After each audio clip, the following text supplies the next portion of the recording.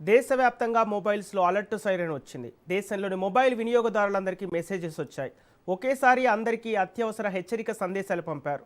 అత్యవసర ప్రమాద సమయాల్లో ప్రజలను అలర్ట్ చేసేందుకు ఈ మెసేజ్లను పంపించారు. ఒక పరీక్షా సందేశం భారత ప్రభుత్వం చర్యలు తీసుకోవాల్సిన అవసరం లేదు. ఇది ఒక పరీక్షా సందేశం భారత ప్రభుత్వం. భారత ప్రజలు ఎలాంటి చర్యలు తీసుకోవాల్సిన అవసరం లేదు. ఇది ఒక పరీక్షా సందేశం భారత ప్రభుత్వం.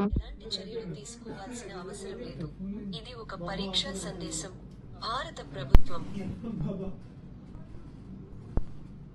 భారత ప్రజలు ఎలాంటి చర్యలు తీసుకోవాల్సిన అవసరం లేదు. ఇది ఒక పరీక్షా సందేశం భారత ప్రభుత్వం.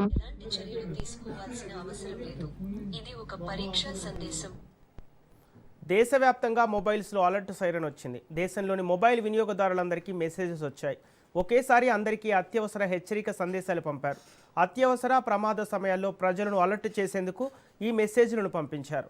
ఇదే అంశానికి సంబంధించి పూర్తి డీటెయిల్స్ మా ప్రతినిధి పవన్ అందిస్తారు. పవన్, దేశవ్యాప్తంగా మొబైల్ వినియోగదారులందరికీ ఒకేసారి అలర్ట్ సైరన్ రావడం వెనుక కారణాలేంటి?